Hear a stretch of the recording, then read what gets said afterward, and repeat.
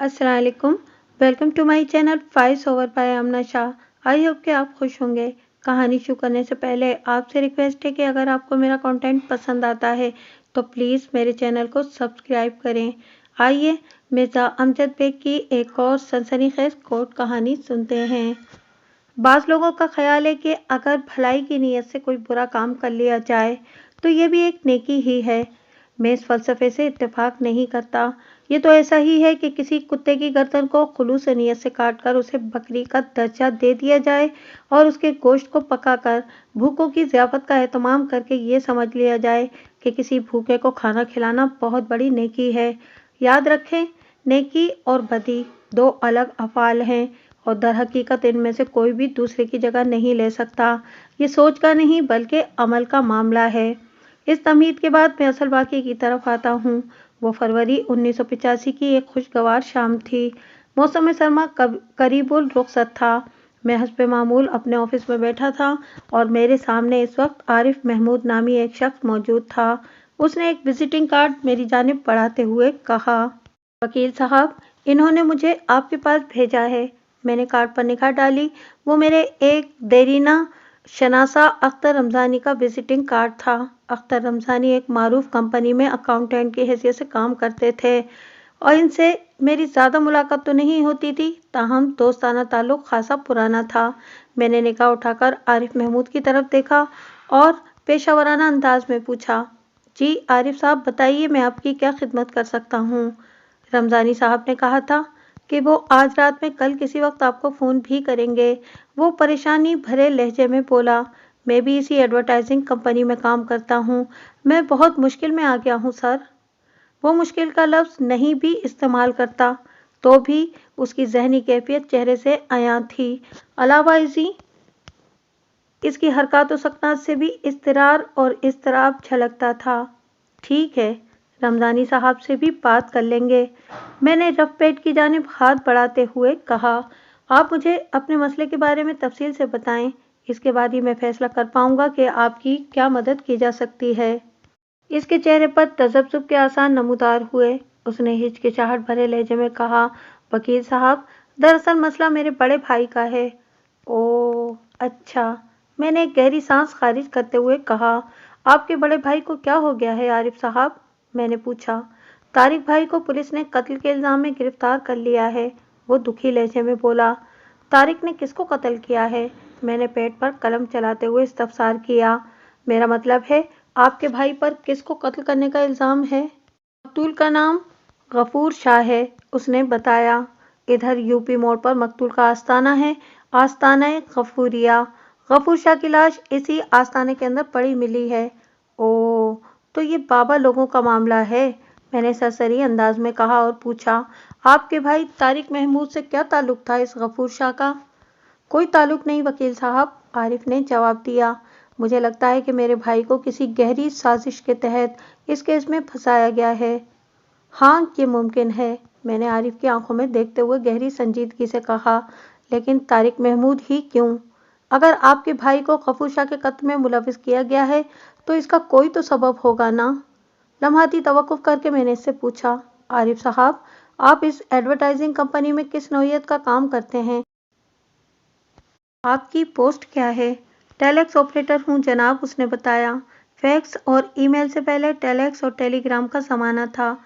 इस वक्त टेलेक्स को पैगाम रसानी का जदीद तरीन और तेज़ तरीन जरिया समझा जाता था और टेलेक्स मशीन 100 में से 2-3 ऑफिसेज ही में दिखाई देती थी।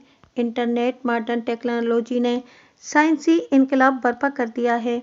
आरिफ साहब, मैंने मुतदिल अंदाज में कहा, टेलेक्स मशीन में एक रिबन इस्तेमाल होता है जिसे, अगर मैं गलत नहीं तो, लिफ्ट ऑफ कहा जाता है। क्या इस रिबन को इस्तेमाल किए बगैर टेलेक्स मशीन अपना ऑपरेशन मुकम्मल कर सकती है? नहीं, इसने नफ़ी में गर्दन हिलाई और कहा, रिबन दरअसल इस बात का रिकॉर्ड होता है कि हमने कोई टेलेक्स कहीं भेजा है। इस सुराखदार फीते को न सिर्फ ऑफिस कॉपी के तौर पर महफूज किया जाता है बल्कि ज़रूरत पड़ने पर इसे मशीन में लगाकर इसका प्रिंट भी हासिल कर सकते हैं। जिस तरह लिफ्ट ऑफ टेलेक्स के प्रोसेस के लिए ज़रूरी है, बिल्कुल वैसे ही किसी केस में एक मुल्जिम का होना लाजमी अम्र है, मैंने समझाने वाले अंदाज में कहा। अगर पुलिस ने आपके भाई को गफूर शाह मर्डर केस का मुलजिम नामजद किया है तो इसकी कोई ना कोई वजह तो होगी। आप मुझे बताएं, पुलिस ने आपके भाई को किस बिना पर गिरफ्तार किया है? तारिक भाई गफूर शाह को सख्त नापसंद करते हैं, उसने उकताहट भरे लहजे में जवाब दिया। वकूआ से 1 रोज पहले इनका गफूर शाह से झगड़ा भी हुआ था। अब गाड़ी पट्टी पर आ गई है, मैंने इत्मीनान भरी सांस खारिज करते हुए कहा। गफूर शाह से अपने भाई की नापसंदीदगी की वजह बताएं, और मैं ये भी जानना चाहूँगा कि मकतूल और मुलजिम के बीच झगड़ा क्यों हुआ था। भाई की नाराज़गी का सबब यह है कि इन्हें भाभी का गफूर शाह के आस्थाने पर जाना अच्छा नहीं लगता था। वो बददिली से वजाहत करते हुए बोला। तारिक भाई आस्थाना पर जाना आना पसंद नहीं करते और न यकीन रखते हैं। इनका दावा है कि इनमें से अक्सर अफराद जो होते हैं वो कमज़ोर अकीदा और सादा अफराद को बेवकूफ़ बनाकर अपना उल्लू सीधा करते रहते हैं। भाई भी किसी आस्थाने पर अपनी हाजित रवाई की गर्ज से कभी नहीं गए, वो सिर्फ अपनी मेहनत और अल्लाह पर भरोसा रखते हैं। लेकिन भाभी बाबा लोगों और तावीज़ात पर अंधा यकीन रखती हैं, और गफूर शाह के आस्थाने पर तो वो पाबंदी से जाया करती थीं। वो जब भी आस्थाना गफूरिया का चक्कर लगा कर आती तो इसके बाद तारिक भाई से इनका रवैया बहुत ज़्यादा ख़राब हो जाता था। भाई का ख्याल है कि गफूर शाह अपने पास आने वाली शादीशुदा औरतों को इनके शोहरों के खिलाफ भड़काता है। वो सांस हमवार करने के लिए रुका और फिर अपनी बात मुकम्मल करते हुए बोला। पिछली जुमेरात को भाभी आस्थाने गफूरिया से लौटी तो दोनों मियाँ बीवी में खूब लड़ाई हुई। अगले रोज मैं और तारिक भाई अपने अपने काम पर निकल गए और भाभी अपने इस्तेमाल का ज़रूरी, अहम और कीमती सामान उठाकर मैके चली गईं। भाई ने भाभी को वापस लाने की बहुत कोशिश की, मगर वो नहीं मानी। आइंदा रोज भाई गफूर शाह के आस्थाने पर पहुंचे और अपने दिल का गुबार निकालने के लिए इसे खूब खरी खरी सुनाई। मामला ज़बानी कलामी से बढ़कर हाथापाई तक पहुंचा और दोनों ने एक दूसरे के गिरेबान में भी हाथ डाल दिया। वहां मौजूद लोगों ने गफूर शाह ही की हिमायत की, क्योंकि वो सब इसी के मुरीद और अकीदतमंद थे। बहरहाल भाई वापस घर आ गए। यह हफ्ते के दिन का वाकया है। अगले रोज यानी इतवार की रात पुलिस ने भाई को गफूर शाह के कत्ल के इल्जाम में गिरफ्तार कर लिया। आज फरवरी की 11 तारीख थी। आरिफ के बयान के मुताबिक उसके भाई को इतवार 8 फरवरी की रात घर से गिरफ्तार किया गया था। इसका वाज़ेह मतलब यही था कि अगली सुबह पुलिस ने मुलजिम को अदालत में पेश करके उसका रिमांड हासिल कर लिया होगा। इसी तस्दीक के लिए मैंने आरिफ महमूद से सवाल किया, इस वक्त आपका भाई कहाँ है? उसने मुतालिका थाने का नाम बताने के बाद कहा, तारिक भाई पुलिस की तहवील में हैं। वो लोग तफ्तीश के नाम पर भाई से इकबाली जुर्म करवाने की कोशिश कर रहे हैं। अगर आप भाई का केस अपने हाथ में ले लें तो बड़ी मेहरबानी होगी वकील साहब। रमज़ानी साहब ने कहा था कि आप बड़े पहुंचे हुए चोटी के वकील हैं। आरिफ साहब, मुझे ये सोचने की कभी फुर्सत नहीं मिली कि मैं किस चोटी पर पहुंचा हुआ हूँ, मैंने ठहरे हुए लहजे में कहा। बहरकैफ रमज़ानी साहब ने आपको मेरे पास भेजा है तो यकीनन आप इनके लिए भरोसामंद होंगे, लेकिन मैं अपने उसूलों पर चलता हूँ। आप मुझे एक दिन का वक्त दें, मैं आज थाने जाकर आपके भाई साहब से मुलाकात करूँगा। अगर वो मुझे बेगुनाह नजर आए तो मैं इनका केस ज़रूर लूँगा। आप कल इसी वक्त आकर मुझसे मिलें, फिर हम तफसीलात तय कर लेंगे। बाकी जहाँ तक पुलिस की तफ्तीश का ताल्लुक है तो लम्हाती तवक्कुफ करके मैंने एक मोतदिल सांस ली और फिर इन अल्फाज में इजाफा किया, इसकी आप फिक्र न करें। पुलिस कस्टडी में लिए गए मुलजिम के बयान को अदालत कोई अहमियत नहीं देती। ये एक संगीन हकीकत है कि पुलिस अपने चालान का मामला सीधा करने के लिए बज़ोर तशद्दुद मुलजिम से इकबाल जुर्म करवा लेती है। अदालत चूँकि इस शफ़ाफ़ हकीकत से बखूबी वाकिफ़ है, इसलिए वो मुलजिम को इस बात का पूरा हक देती है कि वो अपने बयान से मुनहरिफ हो जाए। अच्छा, उसके चेहरे पर खुशगवार हैरत नमूदार हुई। ये बात मुझे पहले मालूम नहीं थी। ये ज़रूरी नहीं कि हर शख्स को हर चीज़ का इल्म हो, मैंने रसानियत भरे लहजे में कहा और फिर पूछा, आप इस केस के बारे में और क्या जानते हैं आरिफ साहब? नहीं जनाब, वो नफ़ी में सर हिलाते हुए बोला, मुझे जो मालूम था वो सब मैं आपको बता चुका हूँ। अच्छी बात है, मैंने कहा, तो फिर कल मुलाकात होगी। उसने मेरा शुक्रिया अदा किया और मुझे सलाम करके दफ्तर से रुखसत हो गया। इसी वक्त मैंने मुतालिका थाने जाकर तारिक महमूद से मुलाकात की। इसकी उम्र 45 के आसपास रही होगी। वह एक दराज कामत, सेहतमंद और खुशशक्ल शख्स था, लेकिन इस वक्त वो जिन हालात से गुजर रहा था, इसकी बेरहमी ने इसकी मर्दाना वजाहत और सूरत शक्ल को गहना दिया था। یہ بتانے کی تو ضرورت نہیں کہ ملزم طارق محمود کے ساتھ نصف گھنٹے کی ملاقات ممکن بنانے کے لیے میں نے تھانہ انچارج کو کس طرح اپنے شیشے میں اتارا تھا۔ قصہ مختصر، میں نے ملزم کو بے قصور جانتے ہوئے اپنا موکل بنا لیا اور ضروری قانونی کاغذات پر اس کے دستخط لینے کے بعد میں نے اسے تسلی دی اور تھانے سے نکل آیا۔ آئندہ روز آفس آ کر عارف مجھ سے ملا۔ میں نے کیس لینے کی خوشخبری اسے سنائی اور چند ایک اہم کام اس کے ذمے لگانے کے بعد رخصت کر دیا۔ آگے بڑھنے سے پہلے میں اس کیس کے پس منظر سے آپ کو آگاہ کرنا چاہوں گا۔ واضح رہے کہ اس خلاصے میں شامل بعض اہم حالات و واقعات میں نے بعد میں اپنے مخصوص ذرائع استعمال کر کے معلوم کیے ہیں، لیکن تسلسل کے خیال کی خاطر انہیں اس مقامات پر لگا دیا ہے۔ اسی طرح بعض نکات کو میں نے دانستہ چھپا لیا ہے تاکہ کہانی میں دلچسپی کا عنصر موجود رہے۔ ان دونوں بھائیوں کا کوئی اور بھائی بہن نہیں تھا۔ عرصہ پہلے ان کے والدین کا بھی انتقال ہو گیا تھا۔ طارق محمود عارف محمود سے کم و بیش 5 سال بڑا تھا، لیکن عارف کی شادی طارق سے 3 سال پہلے ہو گئی تھی اور اس کے 2 بچے بھی تھے، ارسلان اور نادیہ، جبکہ ملزم طارق ابھی اولاد ایسی نعمت سے محروم تھا۔ اس کی بیوی شاکرہ زبان کی تیز اور شکی مزاج عورت تھی۔ ان کی شادی کو 5 سال ہو گئے تھے، لیکن ان میں 5 دن بھی نہیں بنی تھی۔ اپنی اپنی دانش میں وہ دونوں ایک دوسرے کو برداشت کر رہے تھے۔ جیسا کہ میں نے بتایا، عارف ایک ایڈورٹائزنگ کمپنی میں ٹیلیکس آپریٹر تھا۔ مذکورہ کمپنی کا جدید طرز کا شاندار آفس آئی چندی گڑھ روڈ المعروف بے میکلوڈ روڈ پر واقع تھا۔ طارق مارکیٹنگ اور سیلز وغیرہ کا کام کرتا تھا۔ اس کا زیادہ وقت سامان کی ڈیلیوری میں گزرتا تھا۔ دونوں بھائیوں نے دن رات محنت کر کے اپنا ایک ذاتی گھر بنا لیا تھا۔ 80 گز پر تعمیر شدہ وہ 2 منزلہ مکان ناگن چورنگی پر واقع تھا۔ بالائی منزل پر عارف اپنے بیوی بچوں کے ساتھ رہائش پذیر تھا، جبکہ مکان کی زیریں منزل طارق اور اس کی بیوی شاکرہ کے استعمال میں تھی۔ وہ شاکرہ جو طارق کو چھوڑ کر اپنے والدین کے پاس جا چکی تھی۔ شاکرہ کا میکہ سمن آباد میں تھا۔ شاکرہ اپنے والدین کی اکلوتی اولاد تھی اور حد سے زیادہ لاڈلی بھی۔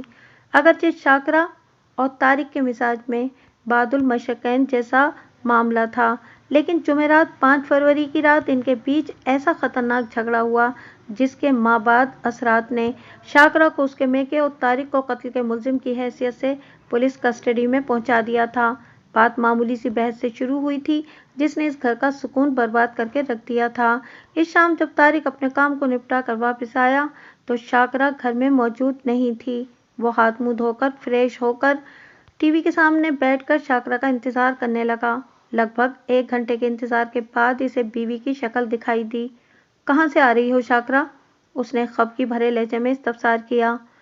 "کیا تمہاری یادداشت اتنی ہی کمزور ہو گئی ہے کہ تمہیں اتنا بھی ہوش نہیں کہ میں ہر جمعرات کو کہاں جاتی ہوں؟" شاکرہ نے تڑپ کر جواب دیا۔ "بس آج آستانے پر رش زیادہ تھا اس لیے مجھے دیر ہو گئی۔" "میری یادداشت کو کچھ نہیں ہوا شاکرہ"، وہ غصے میں آ گیا، "بلکہ تمہارا دماغ خراب ہو چکا ہے جو ان فراڈ شخص سے امیدیں باندھے بیٹھی ہو۔ تمہیں کیسے پتہ چلا کہ شاہ جی فراڈ ہیں؟" وہ اسے گھورتے ہوئے پوچھنے لگی۔ "کیا تم کبھی ان کے آستانے پر گئے ہو؟ وہاں سینکڑوں لوگ اپنی بگڑی بنانے آتے ہیں۔ میں نے اللہ اور اس کے آستانے کو مضبوطی سے تھام رکھا ہے، اس لیے مجھے اپنے مسائل کے لیے کسی پیر فرتوت کی خدمت میں حاضر ہونے کی ضرورت نہیں۔ غفور شاہ کے آستانے پر جو لوگ پیشانی ٹیکتے ہیں وہ سبھی تمہاری ہی طرح کے ضعیف العقیدہ اور بے وقوف ہیں۔" "تم نے شاہ جی کو کیا کہا؟ پیر فرتوت؟" وہ غصیلی نظر سے طارق کی طرف دیکھتے ہوئے بولی۔ "تم نے ان کی شان میں گستاخی کی ہے جس کے لیے تمہیں پچھتانا پڑے گا۔" طارق نے اپنی بات میں غفور شاہ کے لیے پیر فرتوت اور شاکرہ کے لیے ضعیف العقیدہ بے وقوف کے الفاظ استعمال کیے تھے، لیکن شاکرہ کا دھیان اپنی طرف نہیں گیا تھا۔ "پیر فرتوت"، وہ ایک لفظ پر زور دیتے ہوئے بولا، "اس کا مطلب ہے کہ بہت زیادہ بوڑھا شخص۔ تو کیا میں نے کچھ غلط کہہ دیا؟ کیا تم غفور شاہ کو کوئی جوان آدمی سمجھتی ہو؟ کاش میں نے اسے پیر فتور ہی کہا ہوتا۔ اس خانہ خراب نے کئی گھروں میں آگ لگا رکھی ہے۔ ایک زندہ مثال تو ہمارے ہی گھر میں ہے۔ تم جب بھی اس کے آستانے سے ہو کر آتی ہو تمہارے تیور بدلے ہوئے ہوتے ہیں۔ تم ذرا سی بات پر مجھ سے جھگڑا کرتی ہو اور پھر 2-4 روز کے لیے ہمارے درمیان بات چیت بند ہو جاتی ہے۔ کیا غفور شاہ میرے خلاف تمہارے کان بھرتا ہے؟ میں نے سنا ہے کہ وہ دوسروں کی بیویوں کو ورغلانے کا ماہر ہے۔ तुमने बिल्कुल गलत सुना है, शाकरा ने सख्त लहजे में कहा। शाहजी अल्लाह के नेक बंदे हैं, वो किसी को भड़काते या वरगलाते नहीं हैं। वो तो अपने पास आने वालों का भला करते हैं, इन्हें खतरात से आगाह करते हैं। अच्छा तो ऐसा है? तारिक ने तंजिया लहजे में कहा। हाँ, वो मजबूत लहजे में बोली। मैं तो उनके पास औलाद के लिए दुआ कराने जाती हूँ। वो मेरे लिए खुलूस दिल से दुआ करते हैं। उन्होंने तुम्हारा और मेरा हिसाब भी देखा है। अच्छा तो वो हिसाब किताब का इल्म भी जानते हैं? तारिक ने इस्तेज़ाई अंदाज में कहा। मुझे बताओ, वो अभी तक दुनिया के सबसे बड़े रियाज़ीदां का अवार्ड क्यों नहीं हासिल कर सके? तारिक, तुम शाहजी का मजाक उड़ा रहे हो और ये मजाक तुम्हें बहुत भारी पड़ेगा। वो अपने शौहर की जानिब उंगली उठाकर वार्निंग देने वाले अंदाज में बोली। तुम इनके गज़ब को सह नहीं पाओगे। इनके हाथ दुआ के लिए उठें या फिर बद्दुआ के लिए, वो असर ज़रूर लाते हैं। शाकरा, फजूल बकवास से मेरा दिमाग खराब मत करो, वो झुंझुलाहट भरे लहजे में बोला। मैं दिन भर की खज्जल ख्वारी के बाद घर आया हूँ। अगर तुम मुझे आराम और सुकून नहीं पहुंचा सकती हो तो कम से कम फरोट गफूर शाह की शान में कसीदे पढ़कर तो ना सुनाओ। क्या तुम्हें सिर्फ मुझ पर ही गुस्सा आता है या बाहर भी सबसे लड़ते झगड़ते रहते हो? वो उसकी आंखों में देखते हुए बोली। इसके इस्तफसार से जहर टपकता था। मैं कोई पागल नहीं हूँ कि लोगों से लड़ता भिड़ता फिरूं, तारिक ने बेजारी से कहा। तुम मेरे सामने हमेशा टेढ़ी और उल्टी बात करती हो, इसलिए मुझे भी गुस्सा आ जाता है। शादी का हिसाब गलत नहीं हो सकता, वो तारिक को टटोलने वाली नज़र से तकते हुए बोली। तुम घर से बाहर बिल्कुल ठीक और खुश रहते हो, मुझे देखते ही तुम्हारा दिमाग खराब हो जाता है और किसी न किसी बहाने मुझसे लड़ाई शुरू कर देते हो। ये सब गंदे अमल का नतीजा है। क्या कहा तुमने? गंदा अमल? तारिक ने चौंक कर शाकरा की तरफ देखा। हाँ, शादी के हिसाब में यही आया है, वो मजबूत लहजे में बोली। तुम पर दो किस्म का सिफली कराया गया है, एक औलाद की बंदिश और दूसरा मुझसे निफाक और नफरत। इसीलिए तुम मुझसे झगड़ते रहते हो। शादी ने बताया है कि किसी दिन तुम गुस्से में मुझे तलाक दे दोगे। इस तरह सिफली कराने वाले का मकसद पूरा हो जाएगा। सुभान अल्लाह, माशा अल्लाह, अल्हम्दुलिल्लाह, तारिक ने ज़ेरे लब मुस्कुराते हुए तंजिया लहजे में कहा। मैं मान गया कि तुम्हारा यह गफूर शाह कोई बहुत ही पहुंचा हुआ शैतान है, लेकिन मेरी समझ में ये नहीं आ रहा कि वो कहाँ तक पहुंच चुका है। चीचू की मलिया, भाई फेरू, कहना काचा या फिर तलौंडी मूसा खान। तारिक, मैं तुम्हें आखिरी बार खबरदार कर रही हूँ कि तुम शादी का मजाक उड़ाना बंद कर दो। शाकरा ने खफकी भरे लहजे में तंबी की, वरना इनका गैज़ व गज़ब तुम्हारा बेड़ा गर्क कर देगा। मैं सिर्फ अपने परवरदिगार के गैज़ व गज़ब से डरता हूँ शाकरा, तारिक ने चटानी लहजे में कहा। गफूर शाह जैसे घर उजाड़ फितना परवर लोगों को मैं जूते की नोक पर रखता हूँ। अगर तुमने अपनी आंखें न खोली तो अगले मरहले पर वो दगाबाज शख्स तुम्हें इस शख्स का नाम और हुलिया भी बता देगा जिसने मुझ पर कोई जबरदस्त सिफली अमल करवा रखा है, क्योंकि इसके हिसाब में तो सब कुछ नजर आ जाता है। तारिक का आखिरी जुमला तंज में फीका हुआ था, लेकिन शाकरा ने इसकी बात की गहराई पर ध्यान नहीं दिया और बेसाख्ता उसके मुंह से निकला। ये सब तो शाहजी ने मुझे बता रखा है, वो बड़े फख्र से बोली। वो एक औरत है, उसका नाम सलमा है। वो तुमसे शादी करना चाहती है। तुम इस खूबसूरत औरत को अच्छी तरह जानते हो और इससे मिलते रहते हो, लेकिन तुम्हें ये मालूम नहीं कि वो तुम्हारे हुसूल के लिए कैसे कैसे गंदे अमल करवा रही है। इस बदमाश औरत ने तुम्हारे दिलो दिमाग पर कब्जा कर रखा है, तुम इसके खिलाफ सोच भी नहीं सकते। बस बहुत हो गया। तारिक ने गुस्सीली नज़र से इसे देखा और पूछा, या कोई कसर बाकी है? तुम कहना क्या चाह रहे हो? शाकरा ताज्जुब खेज लहजे में बोली। क्या सच तुमसे बर्दाश्त नहीं हो रहा? मुझे बताओ कि यह हरामखोर सलमा कौन है? तुम लोगों के बीच कब से चक्कर चल रहा है? अगर मुझसे जी भर गया है तो मुझे आज़ाद कर दो, इस तरह धोखा देने की क्या ज़रूरत है? सत्यानाश नहीं बल्कि सबा सत्यानाश, तारिक ने जहरखंद लहजे में कहा। गफूर शाह का हिसाब तो गया भाड़ में, लेकिन मेरा ये अंदाज़ा 100% दुरुस्त साबित हो रहा है कि वह कमीना हंसते बसते घरों को उजाड़ने की भरपूर ताकत और सलाहियत रखता है। अपना मुंह बंद रखो, शाकिर ने चीख से मुशाबा आवाज़ में कहा। मैं तुम्हारी जबान से शादी के खिलाफ एक लफ्ज़ नहीं सुन सकती। तुम अपने काले करतूतों पर पर्दा डालने के लिए इन्हें बुरा भला कह रहे हो। एक लफ्ज़ क्या, मैं तो इस खबीस शख्स पर अपना आधा घंटा भी ज़ाया करने को फजूल खर्ची समझता हूँ, तारिक ने तुर्की बतुर्की जवाब दिया। अब मुझे जो भी कहना होगा डायरेक्ट उसी से कहूँगा। आखिर तुम क्या करने जा रहे हो? शाकरा ने तशवीश भरे लहजे में पूछा। तुम शादी से क्या कहोगे? वो मायना खेज अंदाज में बोला, तुम्हें बहुत जल्द पता चल जाएगा। मैं इस जलील शख्स को ऐसा सबक सिखाऊंगा कि तारिक ने दानिस्ता जुमला अधूरा छोड़ दिया। उसके तेज और गुस्से को देखते हुए शाकरा ने भी मजीद कोई सवाल नहीं किया। इस रात वो दोनों अलग कमरों में अलग बिस्तरों पर सोए थे। गोया गफूर शाह की लगाई हुई आग ने इनमें जुदाई डालने की शुरुआत कर दी थी। आइंदा रोज 6 फरवरी जुमे की सुबह तारिक और आरिफ अपने मामूल के मुताबिक घर से निकल गए थे। शाम में पहले आरिफ की वापसी हुई। इसके 1 घंटे के बाद तारिक भी घर पहुंच गया और तभी आरिफ की बीवी शाजिया ने बताया, शाकरा भाभी घर छोड़कर जा चुकी हैं। कहाँ? तारिक ने हैरत भरे लहजे में पूछा। उन्होंने अपना जरूरी सामान एक बैग में पैक किया और मुझे घर की चाबियां देते हुए बताया कि वो अपनी अम्मी के घर जा रही हैं। शाजिया वजाहत करते हुए बोली। फिर उन्होंने अपने लिए रक्षा मंगवाया और उसमें बैठकर चली गईं। ये कब की बात है? तारिक ने पूछा। वो दोपहर में निकली हैं। जाते हुए उन्होंने तुमसे कुछ और भी कहा था? आरिफ ने अपनी बीवी से इस्तफसार किया। हाँ, वो कह रही थी कि जब तक तारिक अपने दिमाग का इलाज नहीं करा लेता वो वापस नहीं आएंगी। शाजिया ने बताया। उन्होंने किसी सलमा का नाम भी लिया था और बड़े गुस्से से कहा था, तारिक को किसी एक का इंतखाब करना होगा। घर वाली और बाहर वाली एक साथ नहीं चल सकती। भाईजान, ये सलमा कौन है? आरिफ ने शर्मज़दा नजर से तारिक की तरफ देखते हुए सवाल किया। और घर वाली बाहर वाली से भाभी की क्या मुराद है? इस बदबख्त का दिमाग खराब हो गया है, तारिक ने पुरसोच अंदाज में कहा। लगता है भाभी को आपके बारे में कोई गलतफहमी हो गई है भाईजान, शाजिया ने गहरी संजीदगी से कहा। किसी बदख्वाह ने आपके खिलाफ उनके कान भर दिए हैं। हाँ, बिल्कुल ऐसा ही है, तारिक ने तलखी भरे लहजे में कहा। और इस मेरे बदख्वाह बल्कि खूबसूरत बीवियों के शौहरों के मुश्तरका दुश्मन शख्स का नाम है पीर गफूर शाह। शाजिया और आरिफ ने बेयकीनी से उसे देखा। पीरों फकीरों के चक्करों में पड़ना मुझे तो ठीक नहीं लगता भाईजान, शाजिया ने कहा। वो भला जमाना गुजर गया जब 100 में से कोई एक आध ढोंगी और डब्बा पीर हुआ करता था और लोग उससे मोहतात रहा करते थे। आजकल तो 100 में से 99 शक के दायरे के अंदर खड़े दिखाई देते हैं।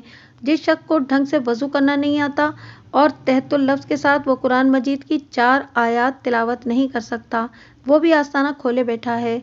आरिफ, तुम खुशकिस्मत हो कि तुम्हें शाजिया जैसी समझदार बीवी मिली है, तारिक अपनी भाभी को तौसीफी नज़र से देखते हुए बोला। फिर इसकी हाँ में हाँ मिलाते हुए इन अल्फाज में इजाफा कर दिया।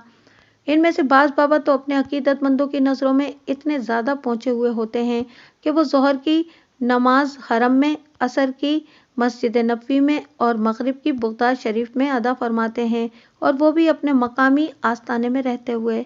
लेकिन मज़े की बात यह है कि जब वो आस्ताने से उठकर अपने घर का रुख करते हैं तो इन्हें बाइक, टैक्सी, रक्षा या मोटर कार की ज़रूरत पेश आती है, और अगर इनकी रिहाइश सेकंड हैंड थर्ड या से ऊपर के किसी फ्लोर पर है तो इन्हें वहां तक रसाई हासिल करने के लिए लिफ्ट या जीने का सहारा लेना मजबूरन पड़ता है। मगर अकल से पैदल और आंखों वाले अंधे मुरीदों की समझ में कभी ये बात नहीं आ सकती कि मक्का, मदीना और बगदाद तक रूहानी कलांचे भरने वाले बाबा साहब अपनी निजी यानी हकीकी ज़िंदगी में इतने लाचार क्यों हैं। जिस ज़बानी जमा खर्च वाले फार्मूले की मदद से वो अपने फिदाइयों को उल्लू बनाते हैं, वही फार्मूला इन पर असर क्यों नहीं करता। भाईजान, आपके हर सवाल का जवाब है बाबा लोगों के पास, और ये जवाब उन्होंने अपने मुरीदों को भी रटवाया होता है। जैसा कि चराग तले इसलिए अंधेरा होता है कि वो खुद को नज़रअंदाज करके अपने माहौल को रोशनी बख्शता है, या फिर ये कि दरख्त खुद धूप में जलता है तो अपने नीचे बैठने वालों को साया फराहम करता है, शाजिया ने तंजिया लहजे में कहा। अंधी अकीदत एक ऐसा वायरस है जिसके खात्मे के लिए अभी तक कोई दवा तैयार नहीं की गई। भाईजान, बाबा लोगों की असलियत और शकलियत पर हम बाद में भी बात कर सकते हैं, आरिफ ने इन दोनों की गुफ्तगू से बोर होते हुए कहा। अभी आपको मेरे साथ चलना होगा। मुझे कहाँ लेकर जाना चाहते हो? तारिक ने उलझनज़दा लहजे में पूछा। हम दोनों भाभी के मैके समनाबाद जाएंगे, आरिफ ने जवाब दिया, और इन्हें मनाकर वापस लाएंगे। मैं भी आप लोगों के साथ चलूंगी, शाजिया ने कहा। हम जानते हैं कि तारिक भाई इस मिजाज और फितरत के नहीं हैं जैसे कि शाकरा भाभी इन्हें समझ रही हैं, या गफूर शाह ने जैसे भाभी के जहन में शक का जहर भरा है। हम अंकल आंटी की मौजूदगी में भाभी को समझाएंगे तो मुझे यकीन है कि इनकी गलतफहमी दूर हो जाएगी। इस मामले में जल्दबाजी मुनासिब नहीं होगी, तारिक ने ठहरे हुए लहजे में कहा। शाकरा अपनी मर्जी से गई है और वो भी मुझसे पूछे या मुझे बताए बगैर। अगर हम बाजमात उसे मनाने चले गए तो वो हमें हल्का लेगी और उसका दिमाग और ख़राब हो जाएगा। बात के इख्तिताम पर तारिक ने अपने भाई और भावत को गुज़िश्ता रात वाले इस झगड़े से तफसीलन आगाह कर दिया जो उसके और शाकरा के बीच हुआ था। ये किस्सा सुनने के बाद वो मियाँ बीवी तशवीश भरी नज़रों से एक दूसरे का मुंह देखने लगे। आरिफ ने फिक्रमंद लहजे में तारिक की तरफ देखते हुए पूछा, मौजूदा सूरत हाल में हमें क्या करना चाहिए? आपके जहन में क्या चल रहा है? हम भाभी के मामले को यूं ही तो नहीं छोड़ सकते ना? इस मामले को फिलहाल यूं ही छोड़ देना ही इस मसले का हल है, तारिक ने सोच में डूबे हुए लहजे में कहा। मैं कल जाकर शाकरा के बाप से मुलाकात करता हूँ और ये मालूम करना बेहद ज़रूरी है कि शाकरा ने अपने वालिदैन को क्या बताया है। इसके बाद ही कोई अमली कदम उठाना अक्लमंदी होगी। कहीं ऐसा ना हो कि शाकरा ने अपने माँ बाप के सामने हमारे झगड़े का कोई जिक्र ही ना किया हो और हम पहुँच जाएं वहाँ तमाशा लगाने। ये तो अपने हाथों खुद ही जलील होने के मुतरादिफ होगा। तारिक की बात वज़न और मंतक से भरपूर थी, इसलिए इन मियाँ बीवी की समझ में फ़ौरन आ गई। आरिफ ने ताइदी अंदाज में कहा, ठीक है भाई, आप कल इधर का अहवाल मालूम कर लें, हम रात में बैठकर इस मसले का कोई हल निकालने की कोशिश करेंगे। तारिक ने वो रात सोने की कोशिश में जागते हुए गुजार दी। आइंदा रोज़ आरिफ अपने ऑफिस और तारिक समनाबाद की जानिब रवाना हो गया। तारिक का ससुर शकूर हुसैन एक फार्मास्यूटिकल कंपनी से रिटायर्ड हुआ था और रिटायरमेंट के बाद उसने अपनी फार्मेसी खोल ली थी। इसका मेडिकल स्टोर समनाबाद में घर के नज़दीक ही था, जो दिन के 11 बजे से रात के 1 बजे तक खुला रहता था। शकूर ने अपनी मदद के लिए 2 सेल्समैन भी रखे हुए थे। वो खुद दोपहर में 2-3 घंटे के लिए आराम करने घर भी चला जाया करता था। इसकी रिटायरमेंट लाइफ गोया पिकनिक एंड पार्टी की तरह एंजॉय करते हुए गुजर रही थी। शकूर हुसैन एक समझदार और बुर्दबार शख्स था। उसने अपने दामाद की बात तहम्मुल से सुनी और तसल्ली आमेज़ अंदाज में कहा, तारिक बेटा, मैं तुम्हें अच्छी तरह जानता हूँ। मैंने सलमा के हवाले से शाकरा की सुनाई हुई कहानी सुन तो ली है, लेकिन इस पर यकीन बिल्कुल नहीं किया। मैं समझता हूँ कि ये सब इस शक का नतीजा है जो गफूर शाह ने किसी बीज के मानिंद उसके दिमाग में बो दिया है। तुम शाकरा को चंद रोज़ के लिए इधर ही रहने दो, मैं इसकी ब्रेन वॉशिंग कर दूंगा। तुम्हें परेशान होने की ज़रूरत नहीं। मुझे यकीन है कि सब कुछ ठीक हो जाएगा, क्योंकि इस मिशन में शाकरा की माँ वहीदा नाज भी मेरा साथ दे रही है। शकूर हुसैन की बात ने उसे मुतमईन कर दिया और वो अपने ससुर का शुक्रिया अदा करके वहाँ से चला आया। इस वक्त दोपहर हो रही थी। अगरचे ससुर के ताउन आमेज रवैये ने उसे शाकरा की तरफ से बेफिक्र कर दिया था, लेकिन वो इस फसाद की जड़ को नहीं भूला था जिसने इसकी जमी जमाई जिंदगी को सुपुर्दे अजाब कर दिया था। आधे से ज़्यादा दिन तो गुजर ही गया था। उसने आज छुट्टी करने का फैसला किया और समनाबाद से वो सीधा यूपी मोड़ की जानिब रवाना हो गया, जहां आस्ताना गफूरिया वाक़ था। वो ठीक 2 बजे दोपहर गफूर शाह के सामने बैठा उसकी खबरगिरी कर रहा था। गफूर शाह ने तारिक के हर इल्ज़ाम को अपने हिसाबी इल्म की रोशनी में हकीकत का दर्जा दिया तो तारिक को गुस्सा आ गया। बात थी ही ऐसी कि उसका तेश में आना बनता था।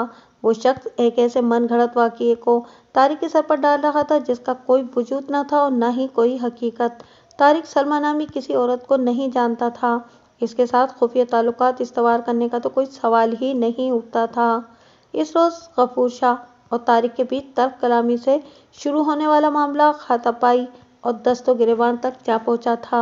गफूर शाह के अकीदतमंदों ने बीच बचाव करके इस क़ज़िये को रफ़े दफ़े किया और तारिक को हाथ से पकड़कर आस्ताने से बाहर निकाल दिया।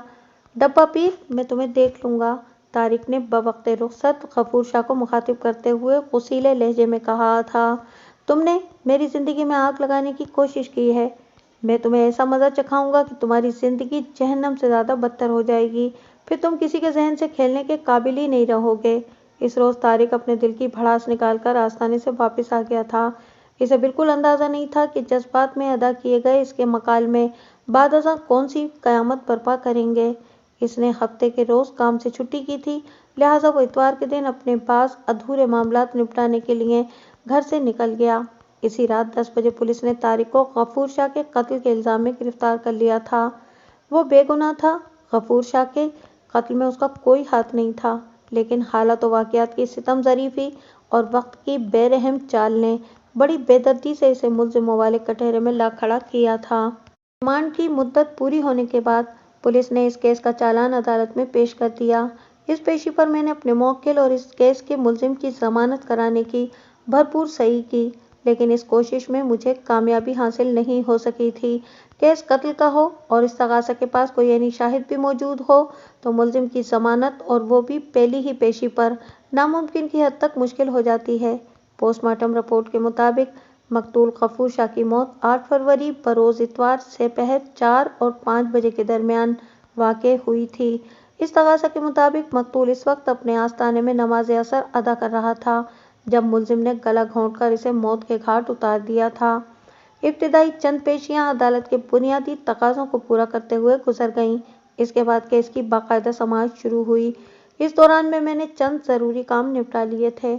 आउटडोर भागदौड़ के हवाले से मैंने बाज़ जिम्मेदारियां मुलजिम के छोटे भाई आरिफ महमूद को सौंप दी थीं और उसने मुझे मायूस नहीं किया था। इस सिलसिले में इसे ऑफिस से 2-3 रोज़ की छुट्टी भी लेना पड़ी थी। बहरकैफ आरिफ ने खुद को एक फर्शनास और जिम्मेदार शख्स साबित कर दिया था। इस्तगासा की जानिब से निस्फ दर्जन गवाहों की फहरिस्त दाखिल अदालत की गई थी। मैंने भी चंद अहम गवाहों को लाइन अप कर रखा था जिन्हें ज़रूरत पड़ने पर मैं किसी भी रोज़ अदालत में बुला सकता था। जज कुर्सी अदालत पर बराए जमान हो चुका तो अदालती कार्रवाई का आगाज़ हुआ। जज ने फर्द जुर्म पढ़कर सुनाई। मुलजिम ने सेहत जुर्म से इनकार कर दिया। इसके बाद मुलजिम का हल्फिया बयान रिकॉर्ड किया गया। ये कमोबेश वही बयान था जो वो अपनी गिरफ्तारी के वक्त पुलिस को दे चुका था। मुलजिम के बयान हल्फी के बाद वकील इस्तगासा जिरा के लिए एक्यूज बॉक्स से नज़दीक चला गया और मुलजिम के चेहरे पर निगाह जमा कर सवाल किया, क्या ये सच है कि तुम मकतूल से नफरत करते थे? किसी भी इंसान से मोहब्बत या नफरत करने की ठोस वजूहात होती हैं वकील साहब, मुलजिम ने ठहरे हुए लहजे में कहा। ये ज़बरदस्ती का सौदा नहीं है। मैंने जब थाने की हवालात में तारिक से मुलाकात की थी तो इसे थाने और अदालत के माहौल और मिजाज के बारे में अच्छी तरह समझा दिया था और इत्मीनान की बात यह थी कि वो मेरी हिदायत के मुताबिक समझदारी का सबूत दे रहा था। उसके चेहरे या ज़बान से किसी किस्म का डर खौफ नहीं झलकता था। उसने मेरी इस नसीहत को अपने जहन में महफूज कर लिया था कि हम जिस भी मुल्क में हों वहाँ की ज़बान बोलने से मामलात आसान हो जाते हैं। मतलब? मुलजिम के जवाब पर वकील इस्तगासा ने सवाल किया, तुम किस सौदेबाजी की बात कर रहे हो? सौदेबाजी नहीं, मैंने सौदा का लफ्ज़ इस्तेमाल किया है वकील साहब, मुलजिम ने मुतहम्मिल अंदाज में वजाहत करते हुए कहा। मेरे कहने का मतलब ये था कि आप किसी से ना तो ज़बरदस्ती मोहब्बत कर सकते हैं और ना ही नफ़रत। ये सब सामने वाले के रवैये और अमल पर मुनहसर होता है। ये दुरुस्त है कि मैं गफूर शाह को बिल्कुल पसंद नहीं करता था क्योंकि इसका दुश्मनाना रवैया और घटिया अमल मुझे बहुत अजियत पहुंचाता था। हाँ, मैं इस शख्स से बेपनाह नफरत करता था। 7 फरवरी बरोज़ हफ्ता, वकील इस्तगासा ने मुतदिल अंदाज में सवाल किया, यानी मकतूल की मौत से एक दिन पहले तुम उसके आस्थाने पर गए थे। इस वक्त दोपहर के 2 बज रहे थे। तुमने मकतूल से झगड़ा किया और उसे खतरनाक नताइज की धमकी दी थी। तुम्हारे अल्फाज कुछ इस तरह थे, मैं तुम्हें देख लूँगा, मैं तुम्हें ऐसा मज़ा चखाऊंगा कि तुम्हारी ज़िंदगी जहन्नम से भी बदतर हो जाएगी। लम्हाती तवक्कुफ़ करके उसने गहरी सांस ली, फिर मुलजिम से पूछा, मैं ठीक कह रहा हूँ ना? नहीं वकील साहब, मुलजिम नफ़ी में गर्दन चटकते हुए बोला, अब बददयानती से काम ले रहे हैं। वकील इस्तगासा के चेहरे पर गुस्सा चमकने लगा। उसने जारहाना अंदाज में इस्तफसार किया, आखिर तुम कहना क्या चाह रहे हो? बददयानती का सीधा साधा मतलब यह है कि किसी अमानत में खयानत करना, मुलजिम ने सपाट आवाज़ में जवाब दिया। मज़कूरा रोज़ मैंने मकतूल से कहा था कि मैं तुम्हें देख लूँगा। डब्बा पीर, तुमने मेरी ज़िंदगी में आग लगाने की कोशिश की है ना? मैं तुम्हें ऐसा मज़ा चखाऊंगा कि तुम्हारी ज़िंदगी जहन्नम से ज़्यादा बदतर हो जाएगी, फिर तुम किसी के जहन से खेलने के काबिल नहीं रहोगे। वो लम्हे भर के लिए थमा, फिर वकील इस्तगासा की तरफ देखते हुए शाकी लहजे में इजाफा कर दिया, आपने मेरे बयान के एक हिस्से को गायब कर दिया है। किसी सच को छुपाना या उसके आधे हिस्से को बयान करना बददयानती के ज़ुमरे में आता है। आप अमानत में खयानत के मुर्तकिब हुए हैं वकील साहब। अदालत का वक्त इतना भी फालतू नहीं होता कि यहाँ तूल तवील कहानियाँ सुनाई जाएं, वकील इस्तगासा ने खिजालत भरे लहजे में कहा। बहरहाल तुमने इस रोज़ मकतूल को खतरनाक नताइज की धमकी दी थी। میرے الفاظ کی روشنی میں ایسا سمجھا جا سکتا ہے، ملزم نے مطمئن انداز میں کہا، لیکن اس وقت میں بہت غصے میں تھا۔ وہ بیان میرے جذبات کا عکاس تھا، عمل کا نہیں۔ دیش کے عالم میں انسان کچھ بھی بول جاتا ہے۔ تم نے اپنی اس دھمکی کو آئندہ روز عملی جامہ پہنا دیا۔ وکیل استغاثہ ملزم کی سنی انسنی کرتے ہوئے بولا، تم اتوار 8 فروری کی سہ پہر دوبارہ مقتول کے آستانے پر پہنچے اور حالت نماز میں اس پر حملہ آور ہوئے۔ جب مقتول سجدے میں تھا تو تم نے اس کا گلا دبا کر اسے موت کی نیند سلا دیا۔ تم اس سفاک حقیقت سے انکار نہیں کر سکتے۔ یہ کوئی سفاک حقیقت نہیں بلکہ ایک من گھڑت کہانی ہے، ملزم نے مضبوط لہجے میں کہا۔ میں نے غفور شاہ کو قتل نہیں کیا، بلکہ سچی بات تو یہ ہے کہ میں اس روز وہاں گیا ہی نہیں تھا۔ استغاثہ کے پاس ایک ایسا معتبر گواہ موجود ہے جس نے وقوعہ کے روز تمہیں مقتول کے آستانے میں داخل ہوتے ہوئے دیکھا تھا۔ وکیل استغاثہ نے ٹھوس انداز میں کہا، تم اپنے کیے کی سزا پا کر ہی رہو گے۔ ہر انسان کو اس کے برے اعمال کی سزا مل کر ہی رہتی ہے، ملزم نے معنی خیز انداز میں کہا، پھر ان الفاظ میں اضافہ کر دیا، مدعی لاکھ برا چاہے تو کیا ہوتا ہے، وہی ہوتا ہے جو منظور خدا ہوتا ہے۔ وکیل استغاثہ نے گھور کر ماندانہ نظر سے ملزم کو دیکھا اور جرح موقوف کرنے کا اعلان کر دیا۔ مجھے ملزم سے اور کچھ نہیں پوچھنا جناب عالی۔ اپنی باری پر میں ایکیوز باکس کے قریب چلا گیا اور میں نے اپنے موکل سے چند ایک اہم سوال کیے۔ میں نے اس کی طرف دیکھتے ہوئے رسانیت بھرے لہجے میں کہا، طارق محمود، ابھی تم نے وکیل سرکار کے ایک سوال کے جواب میں بتایا ہے کہ کسی بھی انسان سے محبت یا نفرت کرنے کی ٹھوس وجوہات ہوتی ہیں۔ تم نے اس بات کا اقرار بھی کیا ہے کہ مقتول سے تمہیں نفرت تھی، جو یقیناً اس کے رویے اور عمل کے سبب تھی۔ تم مقتول کی وجہ سے ذہنی اذیت میں مبتلا تھے۔ آخر مقتول نے ایسا کیا کر دیا تھا کہ تم اس سے اتنی شدید نفرت کرنے پر مجبور ہو گئے تھے؟ میری بیوی شاکرہ کا شمار بھی مقتول کے عقیدت مندوں میں ہوتا تھا۔ ہوتا تھا کا کیا مطلب ہوا؟ میں نے قطع کلامی کرتے ہوئے تیز آواز میں استفسار کیا، کیا اب وہ مقتول کی عقیدت مند نہیں رہی؟ اللہ کا شکر ہے کہ شاکرہ کو عقل آ گئی ہے، وہ ایک اطمینان بھری سانس خارج کرتے ہوئے بولا، اور اس نیک کام کا سارا کریڈٹ میرے ساس سسر کو جاتا ہے۔ انہوں نے بڑے طریقے اور سلیقے سے شاکرہ کو زمانے کے نشے و فریب سے آگاہ کیا، جس کے نتیجے میں وہ واپس گھر آ گئی ہے، ورنہ وہ تو مجھے ہمیشہ کے لیے چھوڑ کر جا چکی تھی۔ تمہارا خیال ہے کہ شاکرہ کی اس بغاوت کے پیچھے مقتول کا ہاتھ تھا؟ جی بالکل، وہ اٹل لہجے میں بولا۔ کیسے؟ میں نے کریدنے والے انداز میں کہا۔ معزز عدالت اس معاملے کو سمجھنے میں دلچسپی رکھتی ہے۔ ہماری شادی کو لگ بھگ 5 سال ہو گئے ہیں اور اللہ کی مرضی ہے کہ ابھی تک ہم بے اولاد ہیں۔ ہم دونوں کی میڈیکل رپورٹس بالکل نارمل ہیں، وہ وضاحت کرتے ہوئے بولا۔ اسی لیے میں نے اس معاملے کو سپرد خدا کر رکھا ہے، کیونکہ اولاد، صحت، بیماری، زندگی، موت، سب کچھ اسی کے ہاتھ میں ہے۔ لیکن شاکرہ کا بے صبرا پن اسے ادھر ادھر لے جاتا تھا۔ اسی سرگردانی نے اسے مقتول کے آستانے پر پہنچا دیا۔ یہ بات مجھے کافی عرصے کے بعد پتہ چلی کہ شاکرہ اولاد کے حوالے سے غفور شاہ کے پاس جاتی ہے۔ میں نے اپنے طور پر مقتول کے بارے میں معلومات حاصل کیں تو پتہ چلا کہ اسے کچھ بھی آتا جاتا نہیں۔ وہ سائلین کی سادگی اور نفسیات سے کھیل کر اپنا دھندا چمکاتا ہے۔ مقتول کی ذات کے حوالے سے مجھے جو خطرناک بات معلوم ہوئی، اس نے مجھے تشویش میں مبتلا کر دیا۔ وہ سانس ہموار کرنے کی غرض سے تھما، پھر اپنی بات کو آگے بڑھاتے ہوئے بولا، مجھے پتہ چلا کہ مقتول حسین اور خوبصورت عورتوں کو ورغلانے اور بہکانے کا بھی ماہر ہے اور شادی شدہ عورتیں اس کا خصوصی ٹارگٹ ہیں۔ وہ انہیں ان کے شوہروں کے خلاف بھڑکاتا ہے۔ ان میں سے جو عورتیں کمزور سوچ کی مالک ہوتی ہیں، انہیں وہ آسانی سے اپنے ناپاک مقاصد کی بھینٹ چڑھا دیتا ہے، اور جو تیز دماغ عورتیں اس کے ہوسناک فریب میں نہ آئیں، ان کے ذہن میں وہ شوہروں کے خلاف شک کا بیج بو کر ان کی ازدواجی زندگی نمونۂ جہنم بنا دیتا ہے۔ میں سمجھانے والے انداز میں شاکرہ کو مقتول کے آستانے پر جانے سے روکتا رہتا تھا، لیکن جب اس کی زبان سے میں نے انتہائی خطرناک اور گھر اجاڑنے والی باتیں سنی تو ہمارے بیچ شدید نوعیت کا جھگڑا ہوا۔ 1 منٹ، میں نے دانستہ اسے ٹوک دیا اور پوچھا، عدالت ان انتہائی خطرناک اور گھر اجاڑنے والی باتوں کے بارے میں جاننا چاہتی ہے جن کا ابھی تم نے ذکر کیا ہے۔ مجھے اچھی طرح یاد ہے، وہ جمعرات 5 فروری کی رات تھی۔ ملزم نے میرے استفسار کے جواب میں بتایا، میں اپنے کام سے واپس آیا تو شاکرا گھر میں موجود نہیں تھی۔ جب وہ لوٹی اور میں نے اس سے استفسار کیا کہ وہ اتنی دیر تک کہاں غائب تھی تو اس کے جواب نے مجھے آپے سے باہر کر دیا۔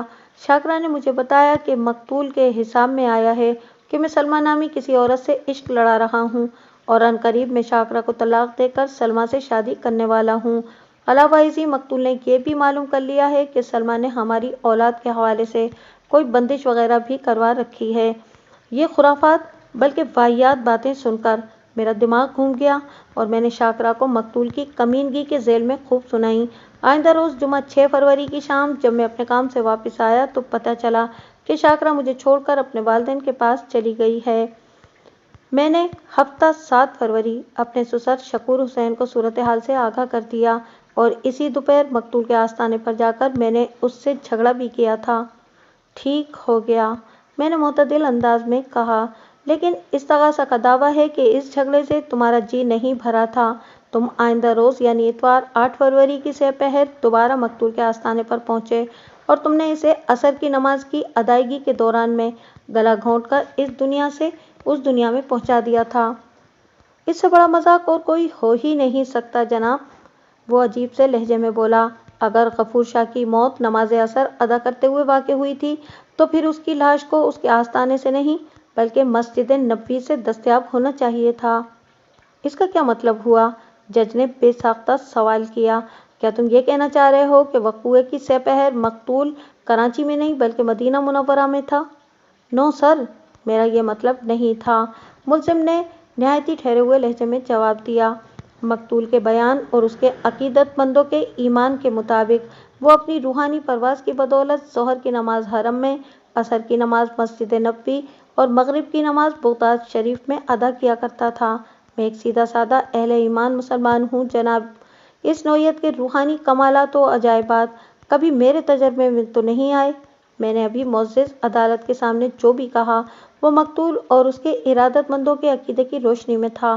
اگر مجھ سے کوئی گستاخی یا کوئی غلطی ہو گئی ہو تو میرا خدا مجھے معاف کرے، اور سر آپ بھی مجھے معاف کر دیں پلیز۔ مجھے بالکل امید نہیں تھی کہ طارق محمود اداکاری کے شعبے میں بھی مہارت رکھتا ہے۔ اس نے ایک طرح سے جج کو لاجواب کر دیا تھا، لہٰذا اس نے مجھ سے سوال کیا۔ بیگ صاحب، آپ ملزم سے کچھ اور پوچھنا چاہتے ہیں؟ آخری سوال یور آنر، میں نے مؤدب انداز میں کہا، پھر اپنے موکل سے مخاطب ہوتے ہوئے استفسار کیا، تو تم اس بات سے انکاری ہو کہ وقوعہ کی سہ پہر تم مقتول کے آستانے پر گئے تھے یعنی 8 فروری بروز اتوار کی سہ پہر 4 اور 5 بجے کے درمیان؟ بالکل نہیں جناب، وہ قطعی لہجے میں بولا، مجھے صرف ایک بار اس فساد خانے، میرا مطلب ہے کہ اس آستانے پر جانے کا اتفاق ہوا ہے، یعنی 7 فروری بروز ہفتہ دوپہر میں، جب میرے اور مقتول کے بیچ شدید نوعیت کا جھگڑا ہوا تھا۔ گویا وقوعہ کی سہ پہر 4 اور 5 بجے کے درمیان تم جائے واردات سے کہیں دور موجود تھے؟ میں نے تیز آواز میں سوال کیا۔ جی ہاں، وہ اس بات میں گردن ہلاتے ہوئے بولا۔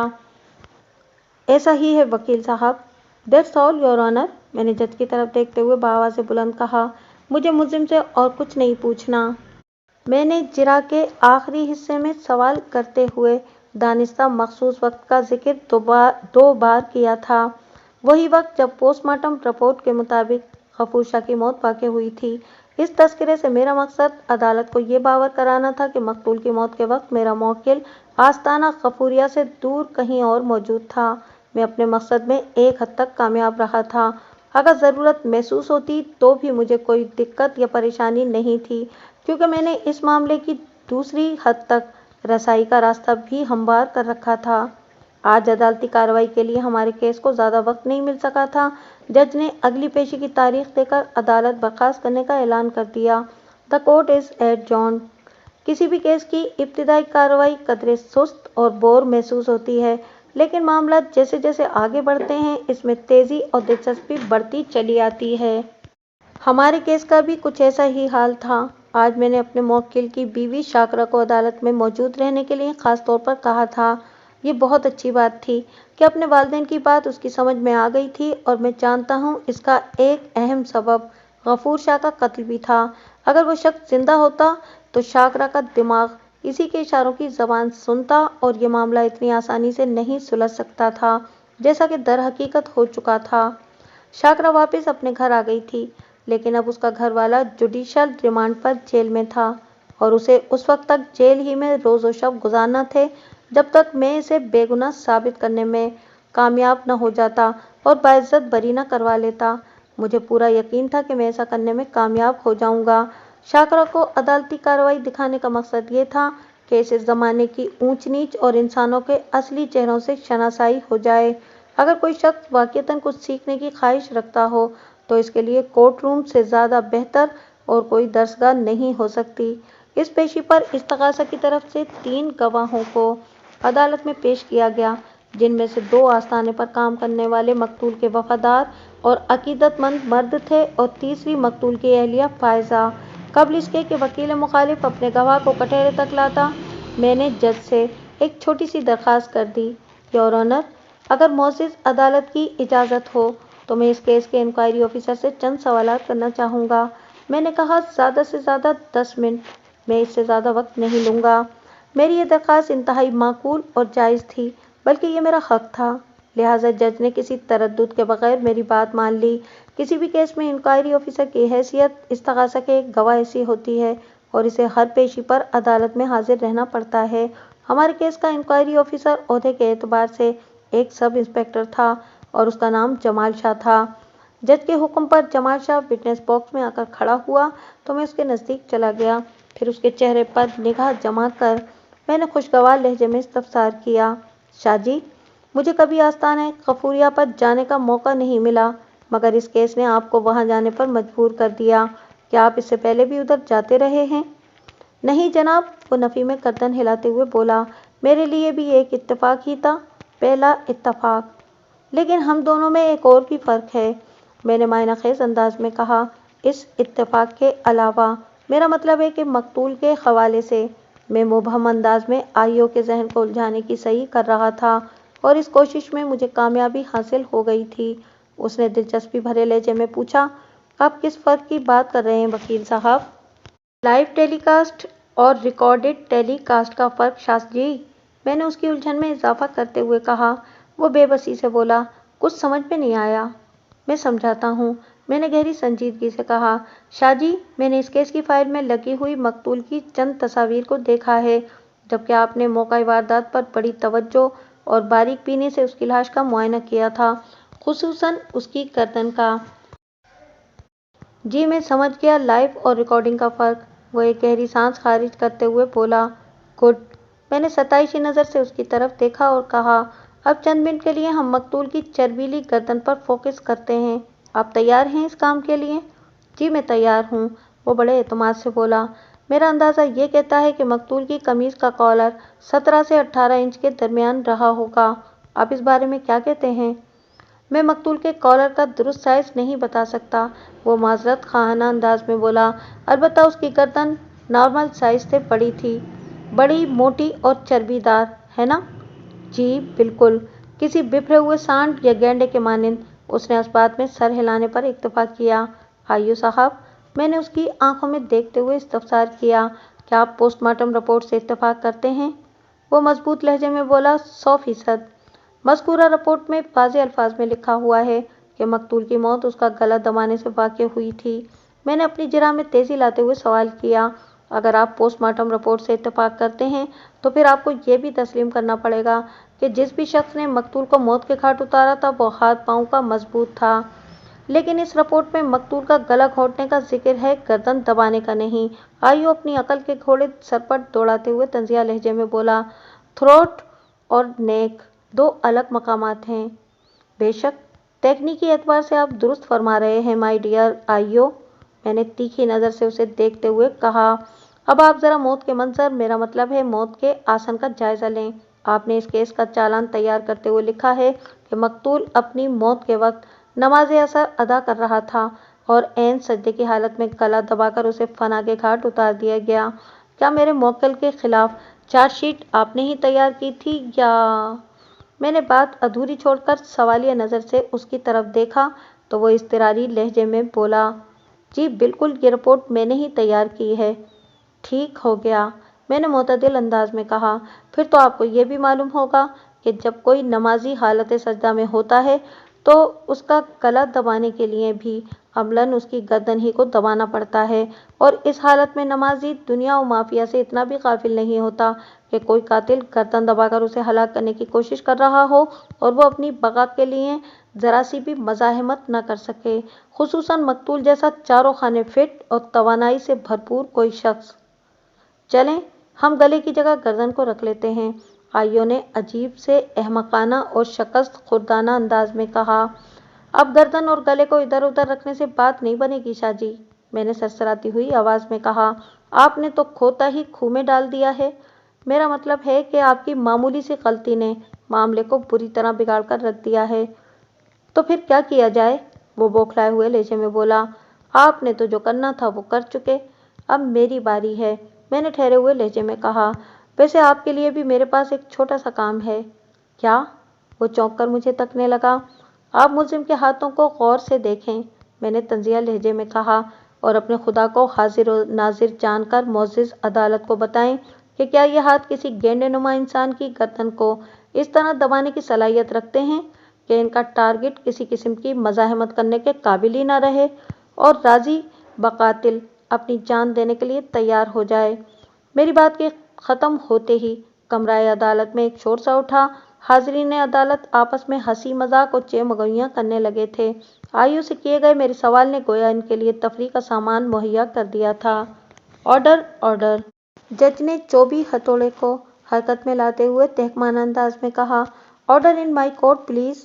اگلے ہی لمحے عدالت میں خاموشی چھا گئی۔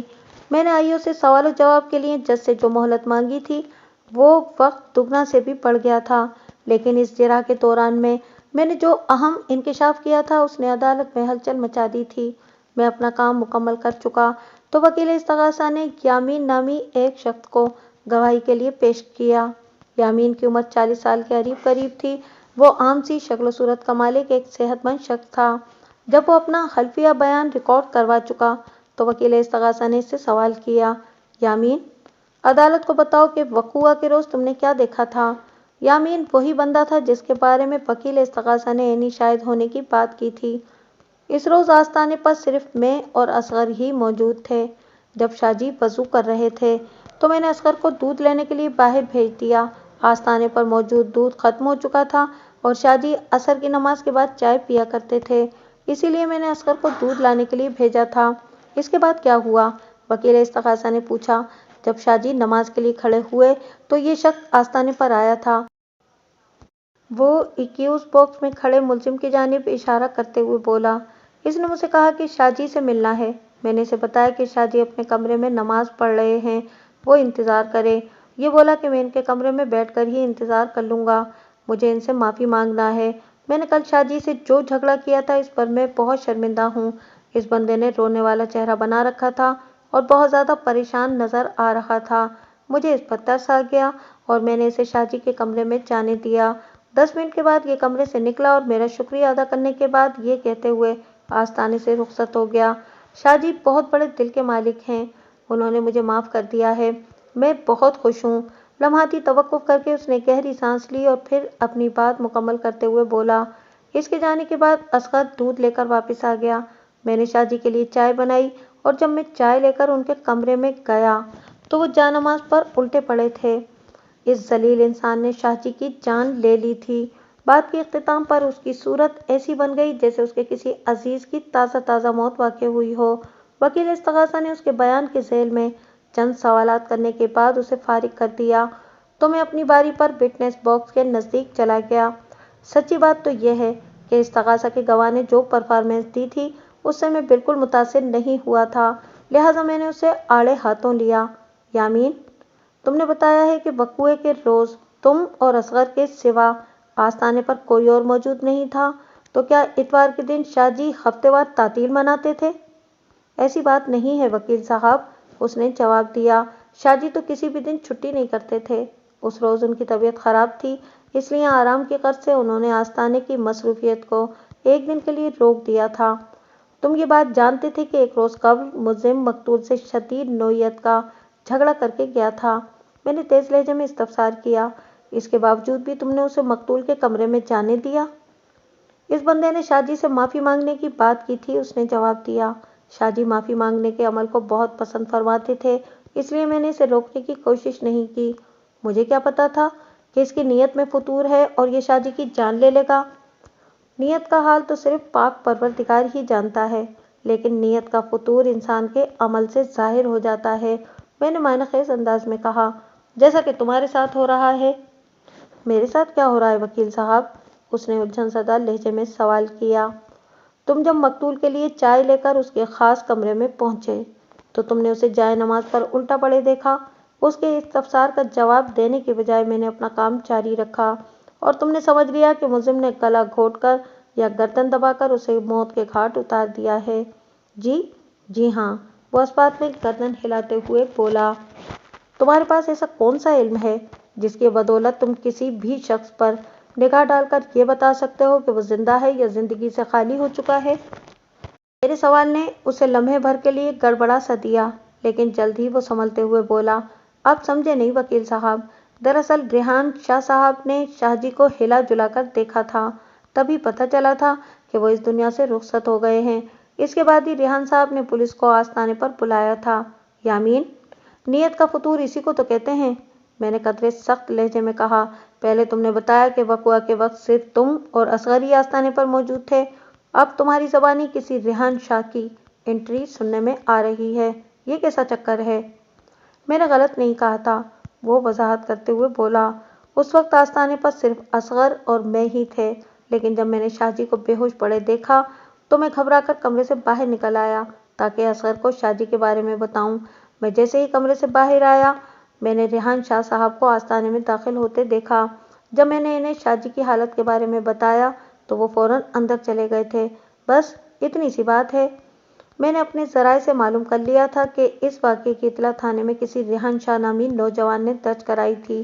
जब इस्तग़ासा के गवाहों की फहरिस्त में भी मुझे रेहान शाह का नाम नज़र आया तो मैंने आरिफ महमूद को इस नौजवान का तारीख़ और जोग्राफिया खोजने पर लगा दिया था और इस खुदाई में बहुत सा काम का माल निकला था। मैंने यामीन पर यह ज़ाहिर नहीं होने दिया कि मैं रेहान शाह के हवाले से मुकम्मल जानकारी रखता हूँ। मैंने बिल्कुल अनजान बनते हुए पूछा, ये रेहान शाह कौन है? तुम इतने अदब से उसका नाम क्यों ले रहे हो? क्या ये कोई अहम शख्स है? जी बिल्कुल, वो ज़ोर देकर बोला। रेहान शाह साहब शाहजी के बड़े साहबजादे हैं। ओह, तो ये बात है, मैंने सरसरी अंदाज में कहा, फिर अपनी जरा को इख्तिताम की तरफ लाते हुए इस्तग़ासा के गवाह यामीन से सवाल किया। वक़ुआ के रोज़ जब मुलजिम मकतूल से माफ़ी मांगने आस्ताने पर आया तो उसने किस किस्म का लिबास पहन रखा था? लम्हाती तज़ब्ज़ुब के बाद उसने जवाब दिया, भूरे रंग का शलवार कमीज़। और इस रोज़ असगर ने कैसा लिबास पहन रखा था? उसने सफ़ेद शलवार पर काला कुर्ता पहन रखा था। अब ज़रा अपने लिबास के बारे में भी बता दो, मैंने पूछा। मैंने नीले रंग का शलवार सूट पहना हुआ था, उसने बताया। मैंने जज की तरफ देखते हुए कहा, जनाबे आली, मुझे गवाह से और कुछ नहीं पूछना। यामीन के बाद असगर गवाही देने आया। उसने सच बोलने का हलफ उठाने के बाद अपना बयान रिकॉर्ड करा दिया तो वकील इस्तग़ासा जिरह के लिए विटनेस बॉक्स के पास चला गया। वकील इस्तग़ासा ने 19-20 का फ़र्क रखते हुए असगर से भी इसी टाइप के सवालात किए जैसे वो इससे पहले यामीन से कर चुका था। अपनी बारी पर मैंने असगर से सिर्फ 3 सवाल किए। वक़ुआ के रोज़ तुमने कौन सा लिबास पहन रखा था? उसने जवाब दिया कि स्याह कुर्ता और सफ़ेद शलवार। और यामीन ने? वो नीले रंग के शलवार सूट में था। मुलजिम के लिबास के बारे में क्या कहते हो? मैंने सवालिया नज़र से उसकी तरफ देखा। उसने तुरंत जवाब दिया, ब्राउन शलवार कमीज़। तुम मुलजिम के लिबास के बारे में इतने वसूख से कैसे बता सकते हो? मैंने सख्त लहजे में पूछा। यामीन ने थोड़ी देर पहले मोअज़्ज़िज़ अदालत को बताया है कि जब उसने तुम्हें दूध लेने भेजा उसके बाद मुलजिम आस्ताने पर पहुंचा था और जब वो रुखसत हो गया उसके बाद तुम दूध लेकर वापस आए थे। मतलब ये कि तुम तो वक़ुआ के रोज़ मुलजिम को देख ही नहीं पाए थे। आप बिल्कुल ठीक कह रहे हैं वकील साहब, वो तायदी अंदाज में गर्दन हिलाते हुए बोला। मुलजिम के लिबास के बारे में मुझे यामीन ही ने बताया था। और तुम्हें यह भी यामीन ही की ज़बानी पता चला था क्या कि जिस वक्त तुम दूध लेने गए हुए थे मुलजिम मकतूल से माफ़ी मांगने वहाँ आया था और शाहजी को मौत के घाट उतार कर वापस चला गया? मैंने असगर की आंखों में देखते हुए इस्तफसार किया। है ना? जी हाँ बिल्कुल, वो सर को इस्पाती जुम्बिश देते हुए बोला, क्योंकि मैंने तो मुलजिम को देखा ही नहीं था। دیٹس آل یور آنر، میں نے جج کی جانب دیکھتے ہوئے کہا۔ مجھے گواہ سے اور کچھ نہیں پوچھنا، البتہ عدالت کے ریکارڈ پر چند اہم باتیں لانا ضروری سمجھتا ہوں۔ کون سی اہم باتیں بیگ صاحب؟ جج نے مجھ سے دریافت کیا۔ نمبر 1، میں نے ٹھہرے ہوئے لہجے میں بولنا شروع کیا۔ سب سے پہلے میں اس کیس کی بنیاد یعنی چالان کی ایک بھیانک خامی کی جانب عدالت کی توجہ مرکوز کرانا چاہوں گا۔ میرے موکل کے خلاف جو چارج شیٹ تیار کی گئی اس کے مطابق ملزم نے حالت سجدہ میں مقتول کا گلا گھونٹ کر اس کی جان لی تھی۔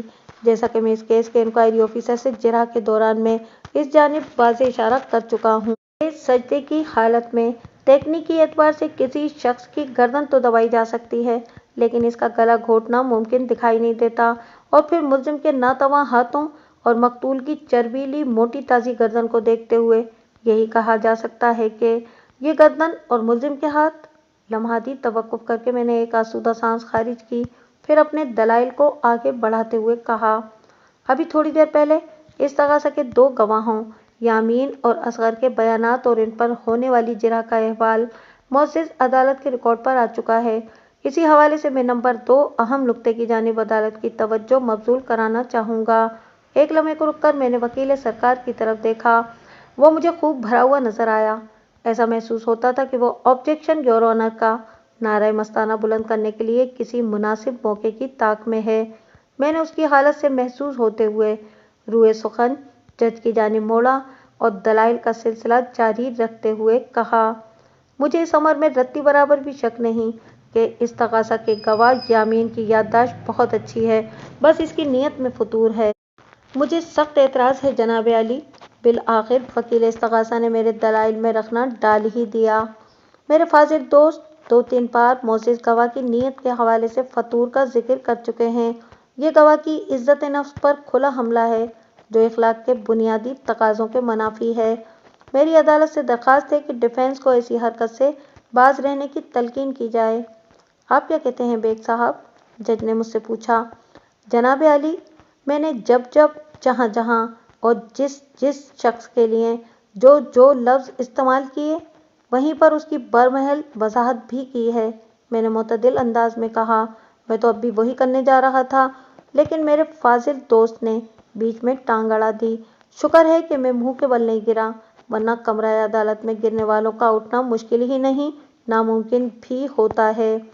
میرے مدلل اور پرعز مغز جواب کے جواب میں جج نے بآواز بلند کہا، آبجیکشن اوور رولڈ۔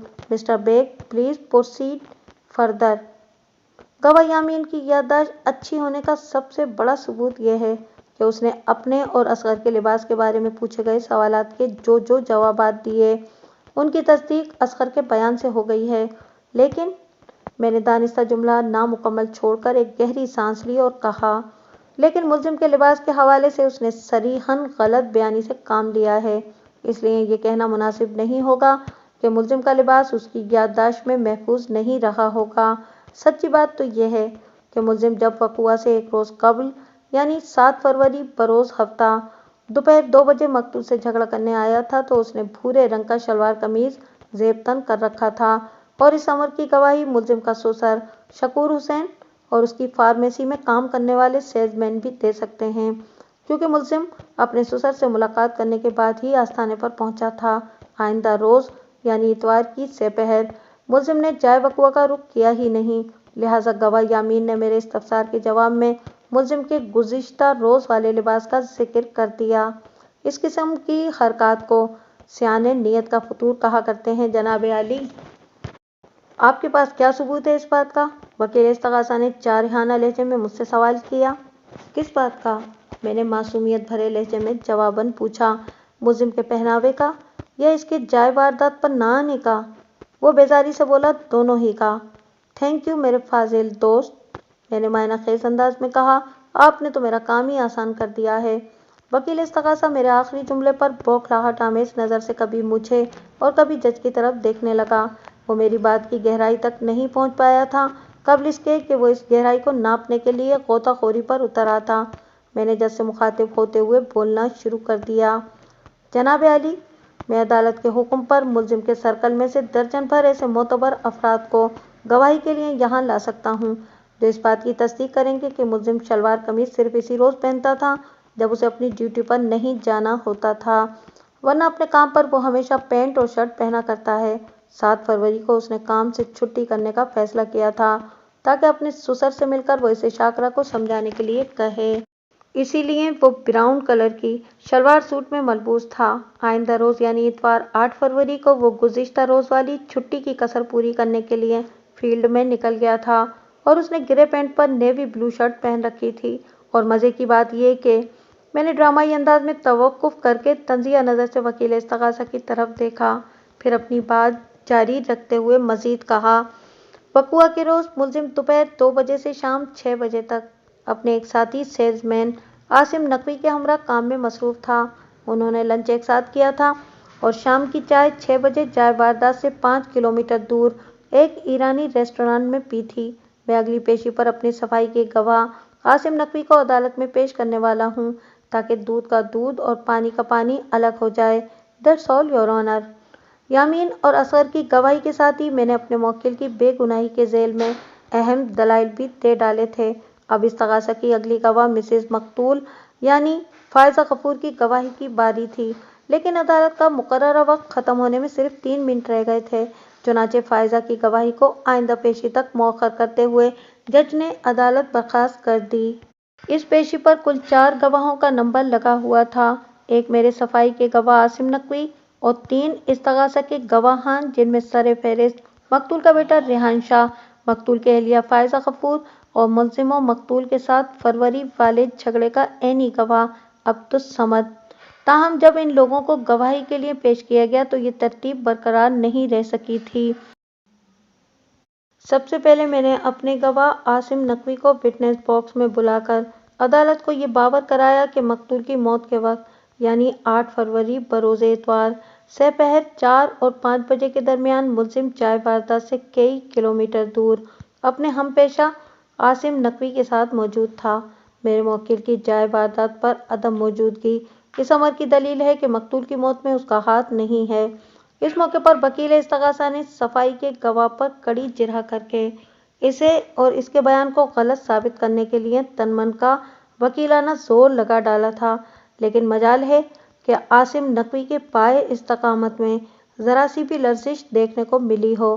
الٹا اس نے یہ کہہ کر وکیل سرکار کو گمبھیرتا میں ڈال دیا تھا کہ اگر عدالت کا حکم ہوگا تو وہ نصف درجن ایسے کاروباری اشخاص کو گواہی کے لیے لے کر آ سکتا ہے جنہوں نے 8 فروری کی دوپہر اور سہ پہر اسے اور ملزم کو ایک ساتھ دیکھا تھا، اور ان افراد میں اس ایرانی ریسٹورانٹ کا ایک معتبر ویٹر بھی شامل ہوگا جہاں وقوع کی سہ پہر انہوں نے چائے نوش کی تھی اور 5 سے 6 بجے تک لگ بھگ 1 گھنٹہ وہاں بیٹھے گپ شپ کرتے رہے تھے، اور یہ وہی وقت تھا جب ان دونوں سے کئی کلومیٹرز کی دوری پر مقتول غفور شاہ کو موت کے گھاٹ اتارا گیا تھا۔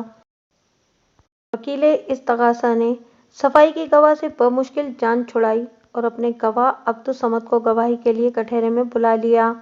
عبدالصمد 7 فروری کی دوپہر آستانے پر موجود تھا اور ملزم و مقتول کے بیچ ہونے والی لڑائی کا احوال اس نے اپنی آنکھوں سے دیکھا تھا، اور وکیل استغاثہ اسی کی گواہی سے محض یہ ثابت کرنے کی کوشش کر رہا تھا کہ اس روز جھگڑے کے اختتام پر ملزم نے مقتول کو خطرناک نتائج کی دھمکی دی تھی۔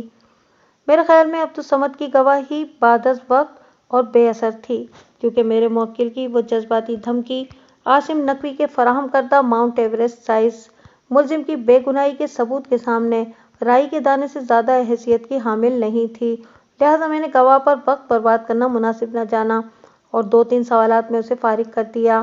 اگلا گواہ ریحان شاہ تھا۔ اسی جوان نے فون کر کے پولیس کو اس واقعے کی اطلاع دی تھی۔ ریحان شاہ ہاتھ پاؤں کا مضبوط، دراز قامت، ایک کڑیل جوان تھا اور اسے مقتول کا بڑا بیٹا ہونے کا اعزاز بھی حاصل تھا۔ وکیل استغاثہ نے مختصر سی جرح کے بعد ریحان شاہ کو فارغ کیا تو میں اپنی باری پر وٹنس باکس کے نزدیک چلا گیا، پھر اس کے چہرے پر نگاہ جما کر میں نے مصنوعی ہمدردی جتاتے ہوئے کہا، مجھے تمہارے باپ کی موت کا دلی افسوس ہے، میں اس کے قاتل کو منظر عام پر لانے کا خواہش مند ہوں، کیا تم میری یہ خواہش پوری کرنے کے لیے کچھ مدد کر سکتے ہو؟ میرے اس غیر متوقع سوال نے ریحان شاہ کو الجھا کر رکھ دیا۔ وہ بیزاری سے بولا، کیا آپ مجھ سے اور میرے جذبات سے کھیل رہے ہیں؟ کورٹ روم کا یہ اکھاڑا اسی مقصد سے سجا ہے۔ میں نے گول مول الفاظ میں اس کے سوال کا جواب ہاں میں دیتے ہوئے معتدل انداز میں کہا، مجھے یقین ہے کہ تم اس سلسلے میں میری مدد کر سکتے ہو کیونکہ تم غفور شاہ کے قاتل کو اچھی طرح جانتے ہو۔ پتہ نہیں آپ مجھ سے کس قسم کی جرح کر رہے ہیں، وہ بگڑے ہوئے لہجے میں بولا۔ ابا جی کا قاتل وہ سامنے کٹہرے میں کھڑا ہے اور آپ اسے بچانے کے لیے مجھ سے الٹے سیدھے سوالات کر رہے ہیں۔ ایکیوز باکس میں غفور شاہ کا قاتل نہیں بلکہ میرا بے گناہ موکل کھڑا ہے۔ اس کی بے گناہی معزز عدالت کے علم میں آ چکی ہے۔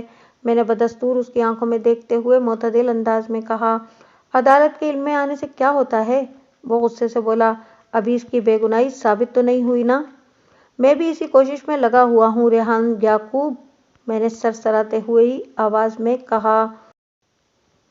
لیکن تم تعاون کرنے کو تیار ہی نہیں ہو رہے۔ آبجیکشن یور آنر، وکیل استغاثہ فوراً اپنے گواہ کی مدد کو لپکا۔ ڈیفینس استغاثہ کے گواہ کی سر عدالت بے عزتی کر رہا ہے، یہ اخلاقی اصولوں کے منافی ہے۔ کسی شخص سے تعاون کی درخواست کرنا کب سے بد اخلاقی کے زمرے میں آنے لگا؟ میں نے وکیل مخالف سے سوال کیا، خاص طور پر اس وقت جب کسی بے گناہ کی زندگی داؤ پر لگی ہو۔ میں تعاون کی درخواست کی بات نہیں کر رہا، وہ سٹ پٹائے ہوئے لہجے میں بولا۔ میرا اشارہ اس امر کی جانب ہے جو آپ نے استغاثہ کے گواہ کو ریحان یعقوب کے نام سے پکارا ہے۔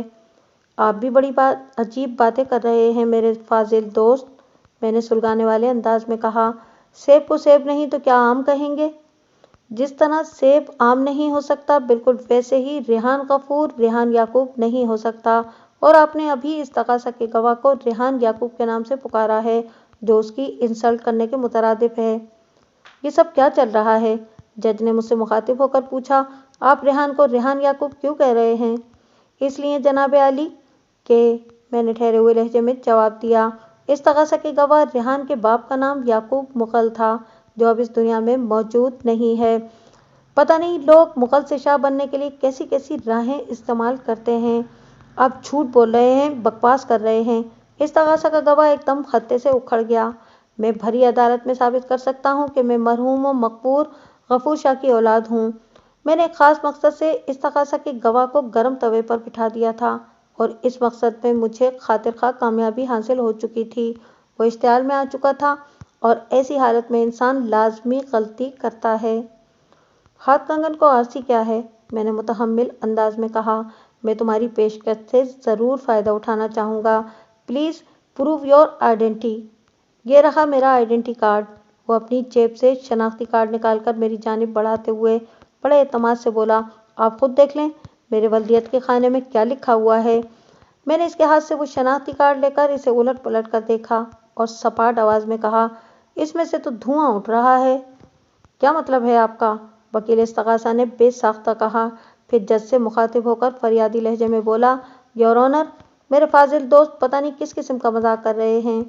انہیں عدالت کے قیمتی وقت کا ذرا سا بھی احساس نہیں ہے؟ بھلا کسی شناختی کارڈ میں سے دھواں کیسے نکل سکتا ہے؟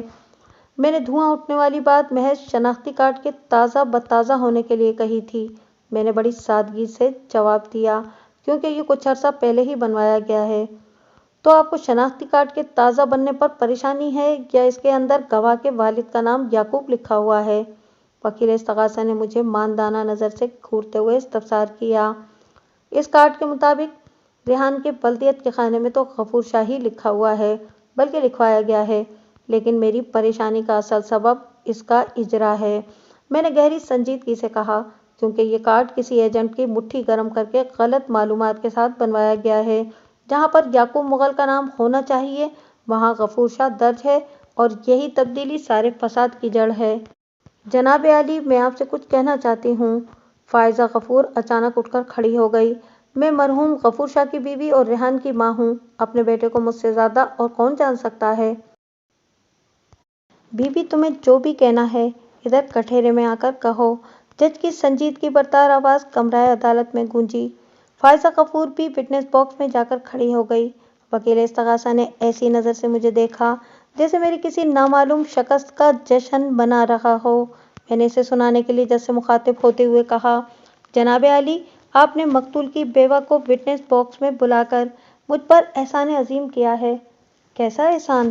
وکیل استغاثہ نے چونکے ہوئے لہجے میں کہا، میرے فاضل دوست، آپ کو مجھ سے شکوہ تھا نا کہ میں فضول باتوں میں الجھ کر عدالت کا قیمتی وقت برباد کرتا ہوں۔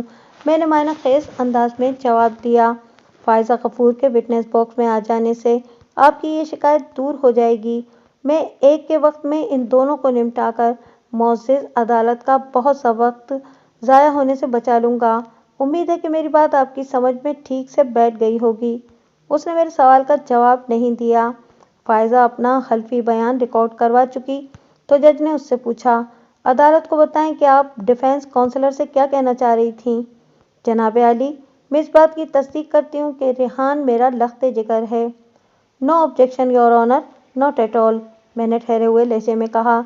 मैंने ये कब एतराज़ किया है कि इस्तगासा का गवाह रेहान, इस्तगासा की गवाह फायजा का बेटा नहीं है। मैं तो अदालत के रिकॉर्ड पर यह हकीकत लाने की सही कर रहा हूँ कि रेहान का बाप गफूर शाह नहीं बल्कि याकूब मुगल था। या अल्लाह, मैं ये सुनने से पहले मर क्यों नहीं गई। फायजा ने ऊपर देखते हुए दुखी लहजे में कहा। यह मरदूद सफाई का वकील तो मेरे किरदार पर कीचड़ उछाल रहा है। ऑब्जेक्शन योर ऑनर, वकील इस्तगासा ने तेश के आलम में कहा। डिफेंस ने तो बदअखलाकी की सारी हुदूद फलांग डाली हैं। मुअज़्ज़ज़ अदालत को इस सिलसिले में कोई फौरी कदम उठाना चाहिए। जज ने मुझसे पूछा, बेग साहब, आप इस्तगासा के एतराज़ के जवाब में कुछ कहना चाहेंगे। मुलजिम के छोटे भाई आरिफ महमूद ने बड़ी मेहनत और कोशिश के बाद मुझे रेहान के बारे में मुफीद मालूमात फराहम की थी। इसके अलावा मैंने अपने तौर पर भी अच्छी खासी रिसर्च कर रखी थी, इसीलिए मैं हर लिहाज से मुतमईन और पुरएतमाद था। मैं बहुत कुछ कहना चाहता हूँ जनाब आली, मैंने मुअद्दिब अंदाज में गर्दन झुकाकर कहा, लेकिन पब्लिक प्रोसिक्यूटर मुझे मौका नहीं दे रहा। अगर मेरे फाजिल दोस्त चंद मिनट के लिए मुझे फ्री हैंड दे दें तो मैं वादा करता हूँ कि आज मैं इस केस के ताबूत में आखिरी कील ठोक कर दिखा दूंगा। जज ने सवालिया नज़र से वकील इस्तगासा की तरफ देखा तो वो जल्दी से बोला, मुझे डिफेंस के बोलने से कोई मसला नहीं है, बस जिरह के दौरान में ये गवाह की इज्जत का लिहाज करें। बेग साहब, कंटिन्यू प्लीज़, जज ने मुझसे कहा। मुझे गफूर शाह की मौत का अफसोस है, मैंने मकतूल की बेवा से मुखातिब होते हुए कहा, लेकिन ये अदालती कार्रवाई हम सब के सरों पर मजबूरी की तलवार के मानिंद लटक रही है, इसलिए सवाल और जवाब के सिलसिले को रोका नहीं जा सकता। अगर मेरी कोई भी बात नागवार खातिर गुजरे तो माफ़ कर दीजिएगा। वो अजीब से तलखी भरे लहजे में बोली, आपसे भले की उम्मीद रखना सबसे बड़ी गलती होगी। आप तो मेरे सुहाग के कातिल को बाइज्जत बरी करवाने पर तुले हुए हैं।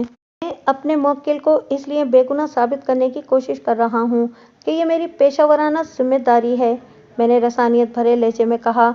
बाकी जहाँ तक आपके सुहाग के उजड़ने की बात है तो ये पहली बार तो नहीं हुआ। आप माजी में भी ये सदमा बर्दाश्त कर चुकी हैं जब आपके पहले शौहर याकूब मुगल का कत्ल हुआ था, लेकिन कत्ल की इन दोनों वारदातों में सबसे बड़ा फ़र्क यह है कि मैंने उसकी आंखों में देखते हुए ड्रामाई अंदाज में तवक्कुफ किया, फिर चुभने वाले नोकीले अल्फाज में इजाफा कर दिया। याकूब मुगल के कातिल को उस वक्त उसकी कम उम्री को पेश नज़र रखते हुए चंद साल की सज़ा हो गई थी, लेकिन गफूर शाह का कातिल अभी तक आज़ाद घूम रहा है, हालांकि वो अब सगीर सन नहीं रहा। मैं ठीक कह रहा हूँ ना। मेरी बात सुनकर उसके चेहरे पर एक रंग सा आकर गुजर गया, लेकिन कदरे संभले हुए लहजे में उसने मुझसे कहा, वकील साहब, आपकी बात मेरे पल्ले नहीं पड़ी। मेरी बात अपनी जगह पत्थर पर लकीर है, लिहाजा इसमें तो सरे मुंह तब्दीली मुमकिन नहीं है। आप ही अपने पल्ले से कहें कि वो शराफत का सबूत देते हुए मेरी बात को कैच कर ले, ताकि ये केस अपने मंतकी अंजाम तक पहुंच जाए। आप जो कुछ भी बोल रहे हैं, मैं उसके बारे में कुछ नहीं जानती, वो कमाल ढिठाई से बोली।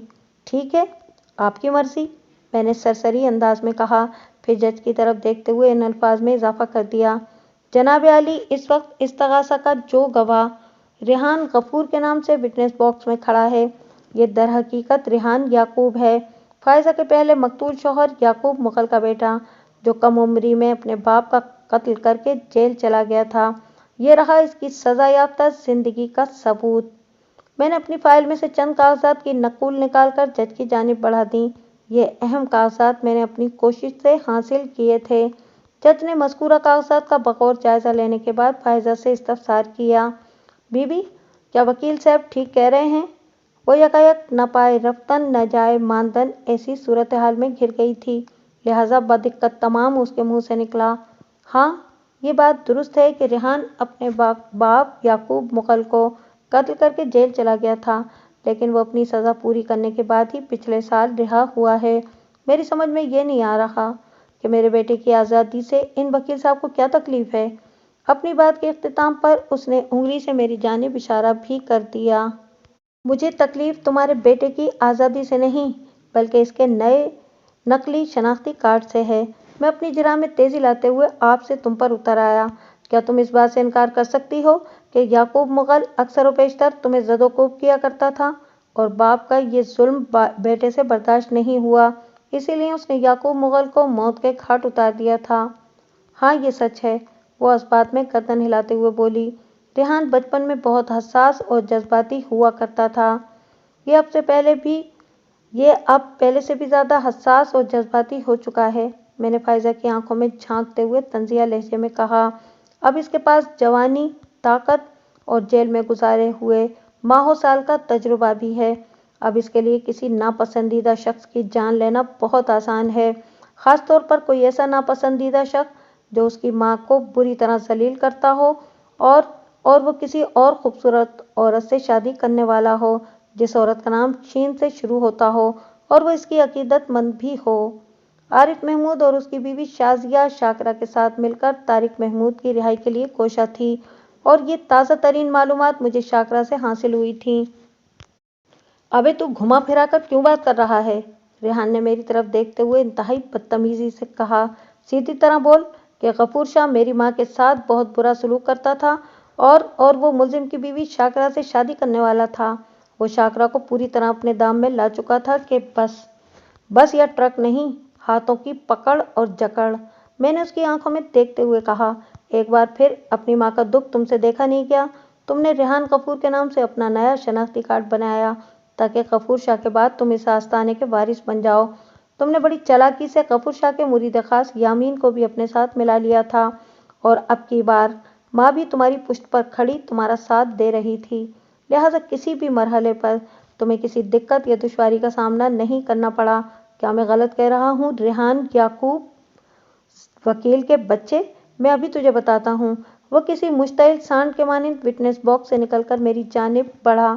لگتا ہے تو بھی یعقوب اور غفور کے پاس جانے کا خواہش مند ہے، قبل اس کے کہ وہ میرے نزدیک پہنچ پاتا۔ جج کے حکم پر متعلقہ عدالتی عملے نے اسے گرفتار کر لیا۔ میں نے بھری عدالت میں ریحان اور فائزہ کو بے نقاب کر دیا تھا۔ ان کے پاس فرار کا کوئی راستہ باقی نہیں بچا تھا۔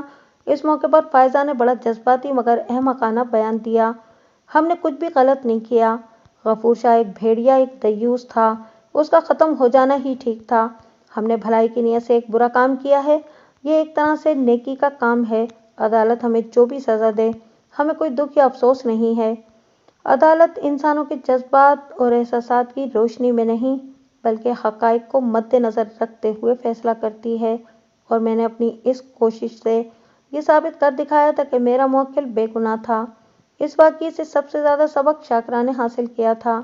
اس دن کے بعد سے اس نے کبھی کسی بقائے فطور کا رخ نہیں کیا۔